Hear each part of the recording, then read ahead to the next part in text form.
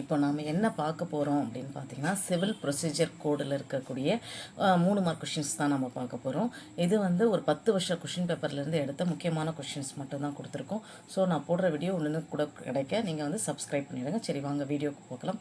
First questions வந்து return of client அப்படின்றாங்க. Return of client அப்படின்னா என்ன அப்படின்னா, திரும்ப புகார் கொடுக்கறது பேர் தான் ரிட்டர்ன் ஆஃப் கிளையண்ட் அப்படின்றாங்க. அப்படின்னா அது என்னன்னு சொல்ல வரேன்னா, order 7 rule 10 lays down the where at any stage of suit the court find that he has no jurisdiction either territorial or pecuniary or with regard to the subject matter of the suit, it will return the plaint to be presented to the proper court in which the suit ought to have been filed அப்படின்றாங்க.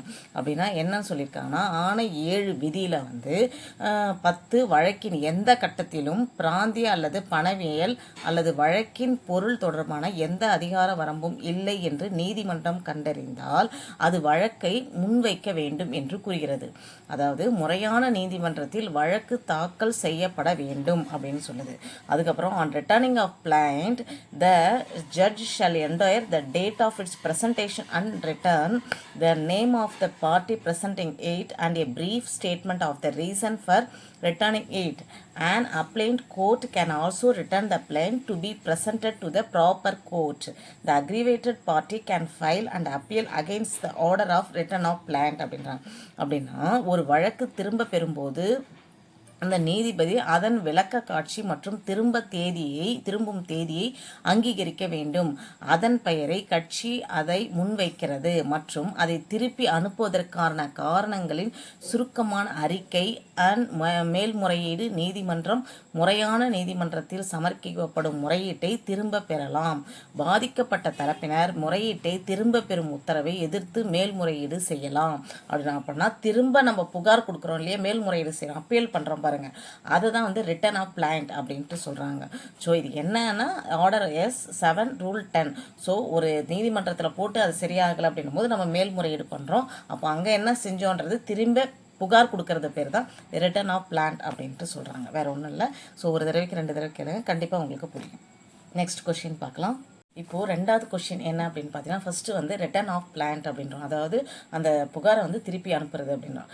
இது 2வது என்னென்னா rejection of plant அப்படின்றாங்க. அப்படின்னா என்ன அப்படின்னா, வாதத்தை வந்து நிராகரிக்கிறது, ரிஜெக்ட் பண்ணிடுறது, அந்த வாதத்தையே ரிஜெக்ட் பண்ணிடுறது.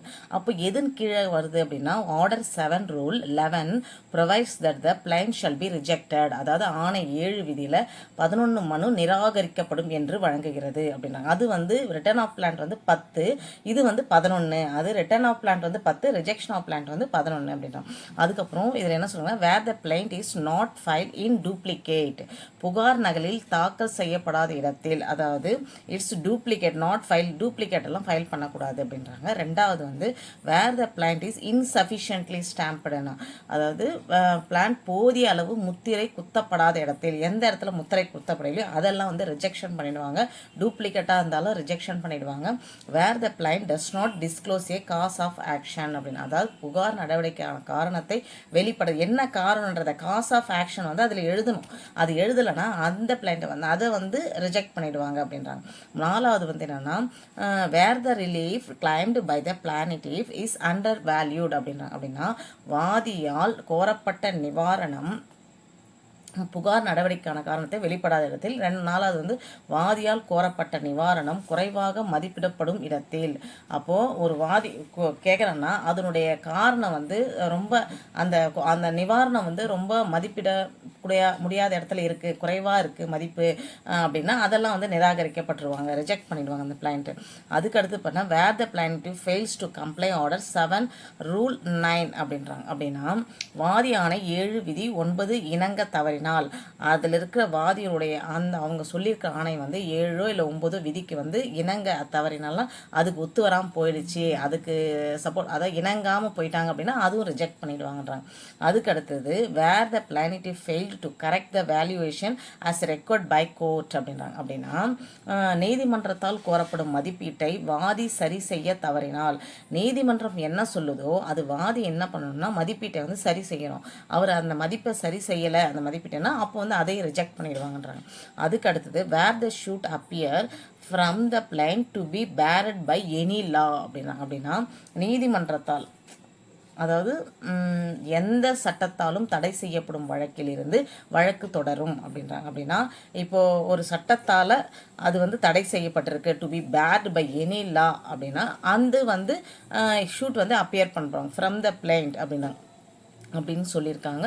ஸோ இது வரைக்கும் நீங்கள் படித்தா போதும். இதுதான் வந்து ரிஜெக்ஷன் ஆஃப் பிளைண்ட். ஸோ அவங்க நீதிமன்றம் என்னெல்லாம் சொல்லுதோ அதெல்லாம் வாதி கரெக்டாக எல்லா ப்ரொசீஜரும் பண்ணிட்டு வந்தாங்கன்னா அது வந்து செல்லுபடியாகும். இல்லைனா ரூல் வந்து 11, அதாவது ஆர்டர் 7 ரூல் 11 படி அது வந்து ரிஜெக்ட் பண்ணிடுவாங்க அப்படின்னு சொல்லியிருக்காங்க.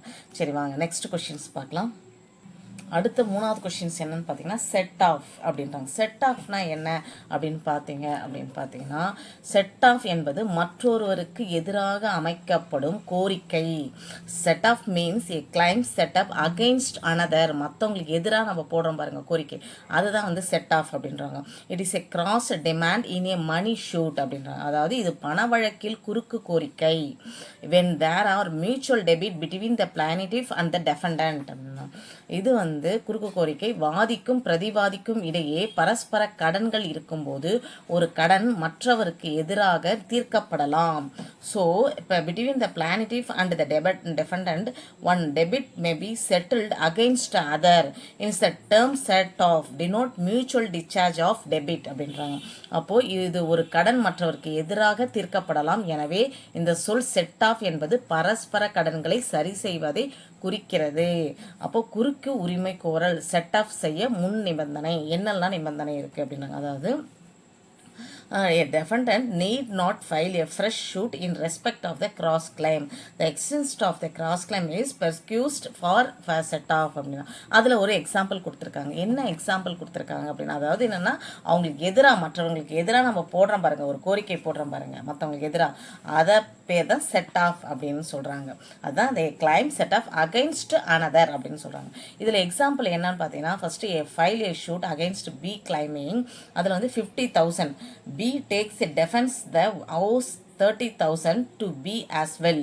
Thus B is claiming to adjust 30,000 of A's claim and B pay only 20,000 அப்படின்னா இப்போ வந்து Bக்கு எதிராக 50,000, பிக்கு எதிராக 30,000க்கு கடன் பட்டிருந்தால் கூறி ஒரு வழக்கை தாக்கல் செய்கிறார்.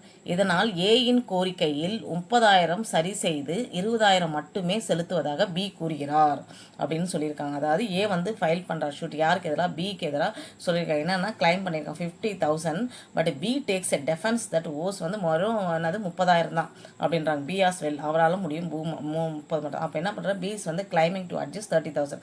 அப்போ ஏ வந்து கிளைம் பண்ணுறாரு. எப்போ 20,000 வந்து கிளைம் பண்ணோம். அப்போ அவருக்கு எதிராக 30,000 கொடுத்தாலும் இன்னும் 20,000 கொடுக்கல. ஸோ அவருக்கு எதிராக என்ன பண்ணுறாரு, அகேன்ஸ்டாக கேஸ்ட் போடுறாரு அப்படின்றாங்க. இதுதான் வந்து எக்ஸாம்பிள்.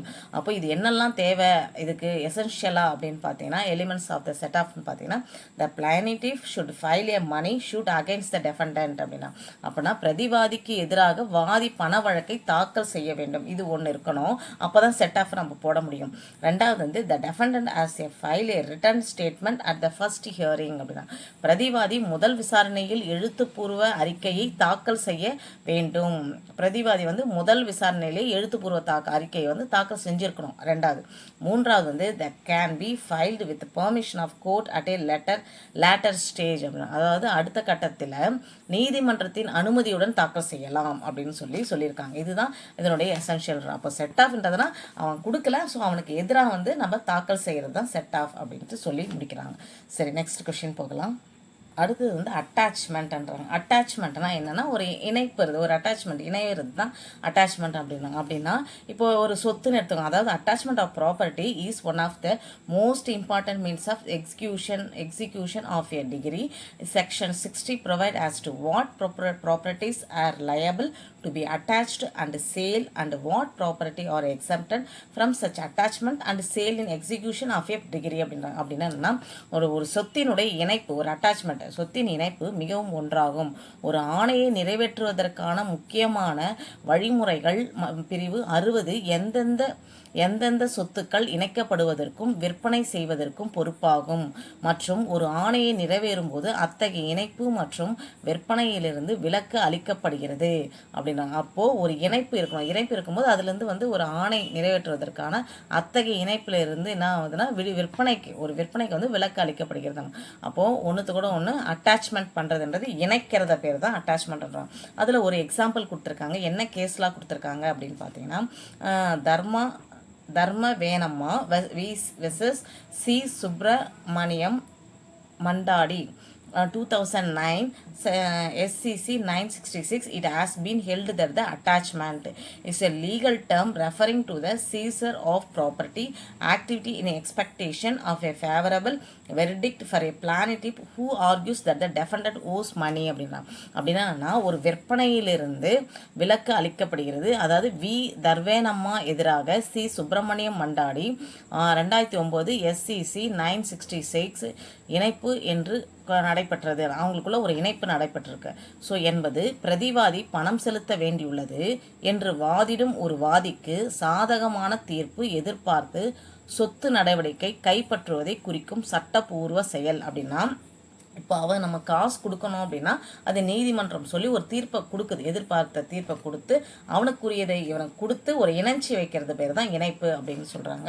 அது மட்டும் இல்லை, இதனுடைய சொத்து இணைப்பதன் முக்கிய நோக்கமே என்னென்னா, தீர்ப்பின் முக்கிய நோக்கமும் கடனாளிக்கு சொத்து யாருக்கும் அந்நியப்படுத்த வேண்டாம் என்று நோட்டீஸ் கொடுப்பது, மேலும் பொதுமக்கள் வாங்க வேண்டாம் அல்லது தீர்ப்பின் சொத்தை வேறு எந்த வகையிலும் கையாள வேண்டாம் அப்படின்னா மிரட்டி வாங்கிறது அந்த மாதிரி இல்லாமல் நேர்மையாக நடக்கணும் அப்படின்றதுனால தான் சொத்தின் இணைப்புன்றது ஒருத்தர்கிட்ட இருக்கிறது இன்னொருத்தருக்கு நியாயமான முறையில் போய் சேரணுன்றது தான் இதனுடைய நோக்கமே. எதனுடைய நோக்கம்? அட்டாச்மெண்ட். அதனுடைய நோக்கமே இதுதான். இப்போ அப்பா கிட்ட இருந்து பிள்ளைகிட்ட வர்றது, பிள்ளைகிட்ட இருந்து தான் பிள்ளைகிட்ட போகிறது, ஒரு அட்டாச்மெண்ட். அந்த இது தான் இது சொல்கிறாங்க. அப்போ யாருக்கிட்டையும் எந்த பிரச்சனையும் வராமல் போகிறது தான் இந்த நீதிமன்றத்தினுடைய தீர்ப்பே. அதுதான் தீர்ப்பினுடைய நோக்கமே. அதுதான். இதுதான் அட்டாச்மெண்ட் அப்படின்றது. சரிங்க, இதோட கொஷின்ஸ் முடியுது. நெக்ஸ்ட் அடுத்து